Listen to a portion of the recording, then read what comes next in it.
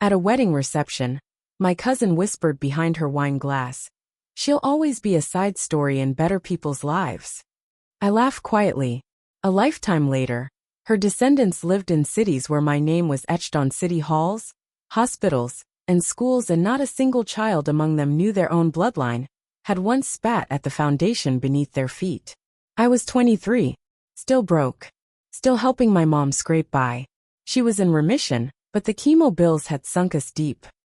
I was living in the back room of her one-bedroom apartment in Bakersfield, California, with a mattress on the floor and a space heater that clicked like it might catch fire any night.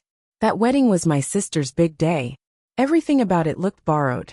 The venue was a half-dead banquet hall out by the highway, next to a liquor store and a vape shop. The decorations were all fake flowers and folding chairs, but it didn't matter.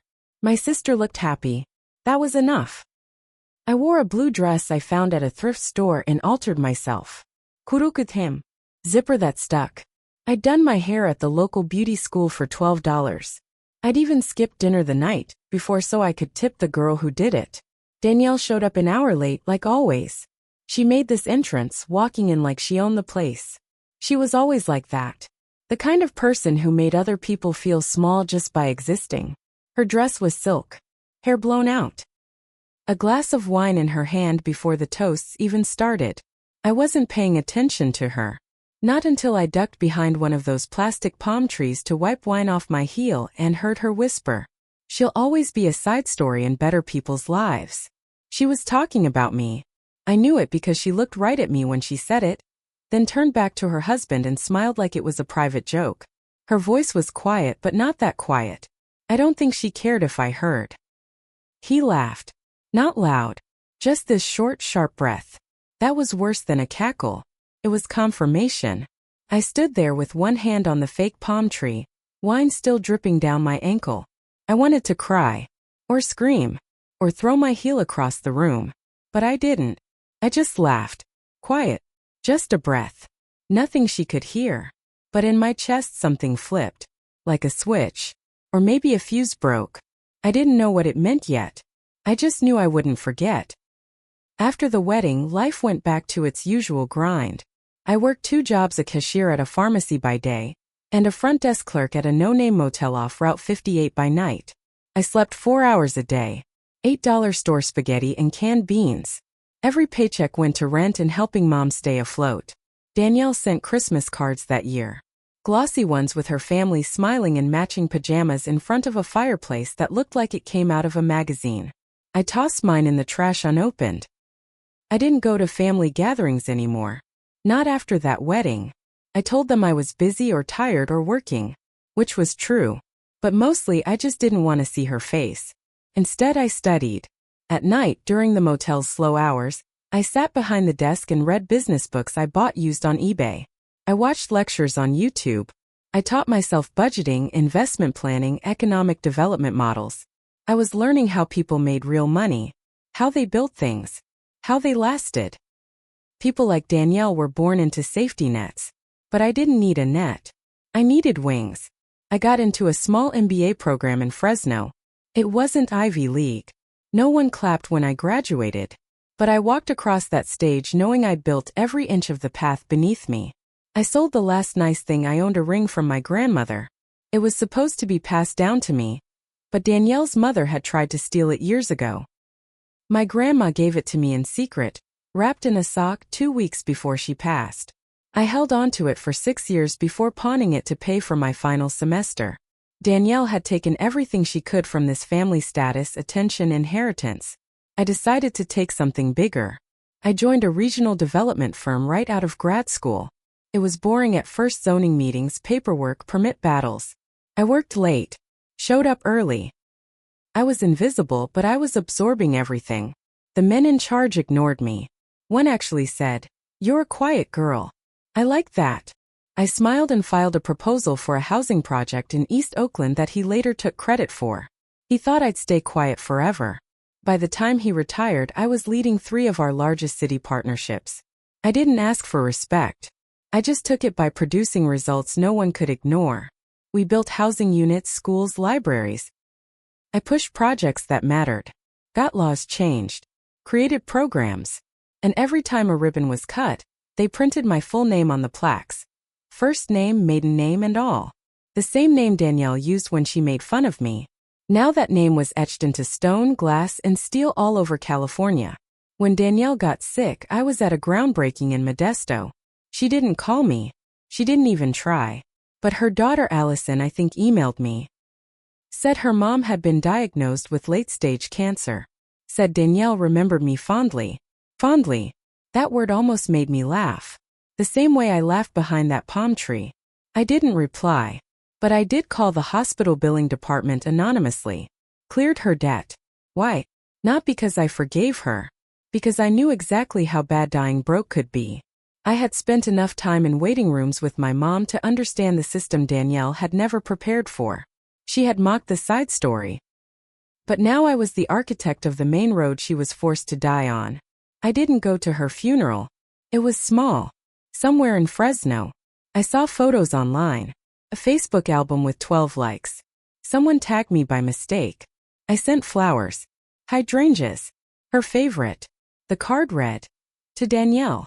May your descendants grow proud beneath the structures built from your silence." No one understood it. But it wasn't for them. It was for her. 3 years after Danielle died, something strange happened. I was at a gala in Sacramento. It was one of those big charity dinners where everyone wore black and pretended they cared about housing reform just long enough to write a check and post a selfie. I was the keynote speaker. My name was on the banners. On the program. On the invitations. That night, I stood behind the podium in a fitted suit I could finally afford and told a story about the first project I ever ran, the school in East Oakland. The one where we planted a garden, because the cafeteria couldn't afford fresh produce. People clapped. A lot of them didn't know why they were clapping, but I did. Afterwards, while I was sipping sparkling water by the balcony, a woman came up to me. She looked young, maybe late 20s. Nervous smile. Shaking hands. "You probably don't remember me," she said. "But I remember you." She introduced herself as Erin, Danielle's granddaughter. She had grown up in Fresno. Moved to Sacramento for college. Became a teacher. She told me I was her role model. Said she'd watched a talk I gave on PBS when she was in high school, and it changed how she saw her future. That she followed my work, read my op-eds, and taught her students about my programs. Then she paused and said, "I think we're related somehow.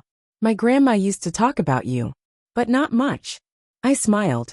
Not fake real, because the irony was so thick I could taste it. She didn't know. She had no idea that the woman she looked up to was the same one her grandmother once whispered about like I was a stain on the family tree. She didn't know her bloodline had pissed on my roots, then grown up eating the fruit of my branches. "I think I remember your grandma," I said. She had a sharp tongue. Erin laughed. "Yeah, that's one way to put it." She told me she wanted to build something too. That she was saving up to open a learning center for underprivileged kids. But she was stuck. Didn't know how to get the permits. Didn't know how to write the proposal. I handed her my card. Told her to call me Monday. The next week, I had her sitting in my office, shaking like she didn't belong. I walked her through every step. Helped her get funding. Set her up with lawyers. Introduced her to council members. By summer she had the location. By fall she had her permits. By spring she had a grand opening. She asked if we could put my name on the sign. I said no. Put hers on it. But I made sure to be in the back row that day, sunglasses on, watching every moment. Her parents were there too. I recognized Danielle's daughter, older now, tired. I hadn't seen her in almost 15 years. She didn't recognize me. Or maybe she did. But she didn't say anything. She just stood there, watching her own daughter cut a ribbon under the funding and guidance of the very woman her mother once tore down. That's when the twist came.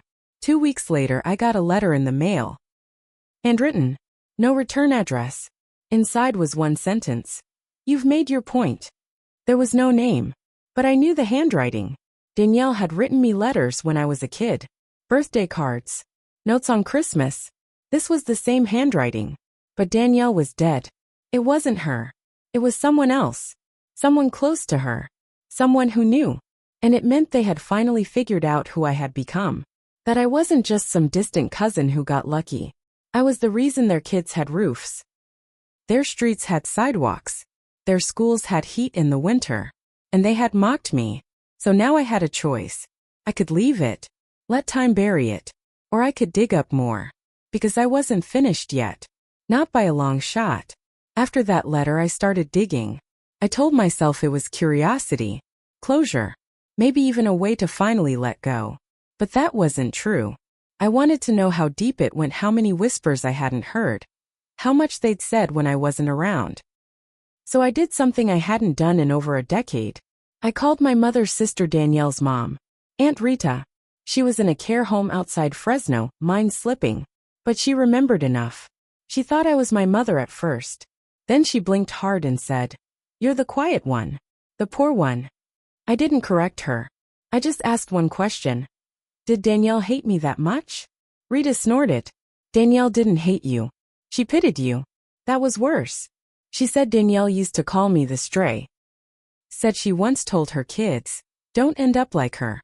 Quiet and useful like a sponge. People use sponges then throw them away." I felt something snap then. Not rage. Just this cold, tight feeling in my chest. Not because it hurt but because it didn't. I thanked Rita and left. On the drive home I made a decision.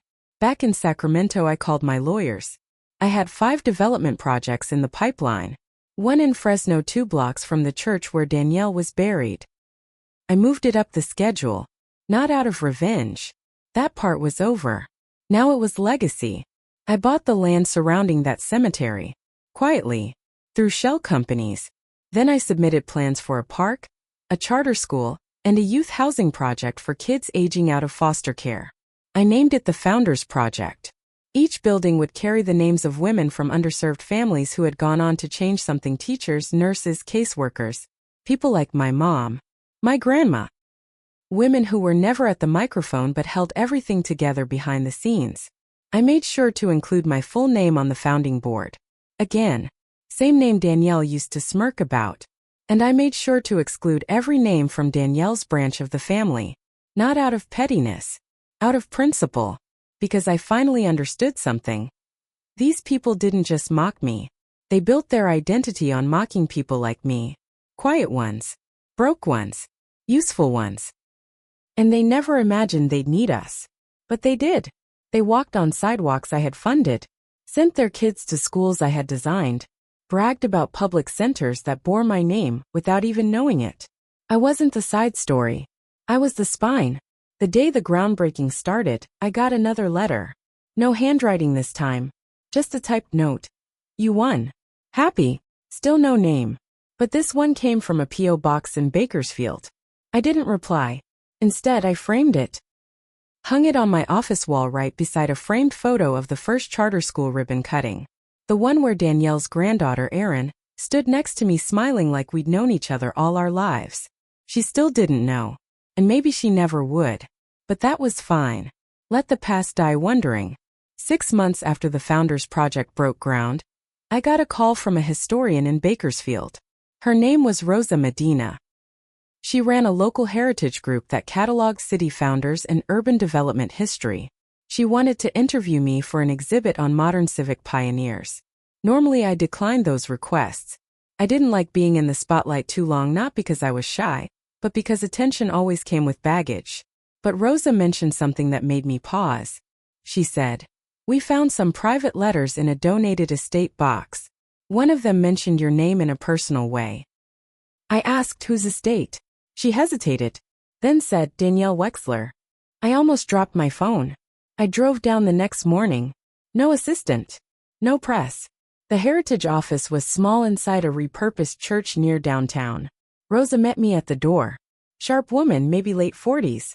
Blazer and jeans. The kind of person who'd read every city record twice. She brought me to a back room and handed me a folder. Inside were letters, dozens of them bundled with brittle string. All written by Danielle. To me. None had ever been sent. They spanned 20 years. Some were full of arrogance, calling me naive, delusional, and one of those who confuses effort with talent. Others read like confessions. Regret. Guilt.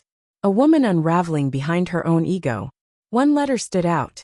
Dated 10 years ago. She wrote, I told my girls to keep their distance from you. Not because you were weak, but because I saw what you might become. And I knew if they got too close, you'd show them how hollow we are. I sat there reading it in silence, fingers frozen. Danielle knew. She had always known I had it in me. She didn't mock me because I was small. She mocked me because she was scared I wouldn't stay small. I gave the letters back to Rosa. Told her she could use them but not the ones with my name. She asked why. I told her. Some ghosts don't deserve a second voice. But I kept one copy. Just one. The one with that line. A month later, Erin called me. She was crying. Her mother, Danielle's daughter, had found out she was working with me. That I had helped her. That I had mentored her. There had been a fight. Shouting. Old family wounds torn open. She said you ruined everything, Erin told me through tears. That you waited in the shadows just to humiliate us. I told her gently, no, that's not true. But it was only partly untrue. I didn't humiliate them. They did that themselves every time they decided I didn't count. The next time I saw Erin, she looked different. Harder. She said. Can I ask you something? Of course. Did something happen between you and my grandma? I looked at her for a long time. Then I said, she taught me exactly who not to become. Erin didn't ask more. But she didn't walk away either. She just nodded and said, good. That's what I needed to know. But the twist? 2 weeks after that, I got a call from a lawyer. Erin had filed to change her legal last name to mine. She wanted to sever ties from the Wexler family and carry the name of the woman who built her future. The name Danielle tried to bury. Now it would live on in her bloodline. And Danielle's name? It would fade. Like dust on stone. The day Erin legally changed her last name, it made local news. It wasn't a headline. Just a mention in a local column about civic engagement. Young educator Erin M. New last name. No relation to the prominent developer of the same name, is launching a literacy program for underserved youth. No relation. I stared at those 2 words for a long time. Technically, they weren't wrong. Not anymore. 3 months later, I was invited to cut the ribbon for the final building in the Founders Project in Fresno. The one that stood closest to the cemetery where Danielle was buried. It was a youth development center, full of after-school tutoring rooms, therapy offices, and a rooftop garden. It was the best project I'd ever built. The kind of place I had needed when I was a kid. I stood on the stage in front of reporters, donors, and local officials. I gave a short speech. Thanked the city. Thanked the workers. And then I said something I hadn't planned to. I was born 12 miles from here. Raised on hand-me-downs, broken heaters, and words that were meant to cut. But today, my name stands on buildings across the state not because I wanted fame, but because I wanted to never be forgotten. The crowd clapped. But I wasn't done. I looked right into the camera lens and said, to the ones who said I'd always be a side story, thank you. You made me the spine. After the ribbon dropped, Erin stood beside me. She was shaking. I told my mom, she said. About everything. What she said. What your life was really like. I stayed silent. She broke down. She said you destroyed her legacy. I looked out at the schoolyard. No, I said. She destroyed it the moment she thought legacy was something you inherited, not something you earned. Erin whispered. She wanted to be remembered.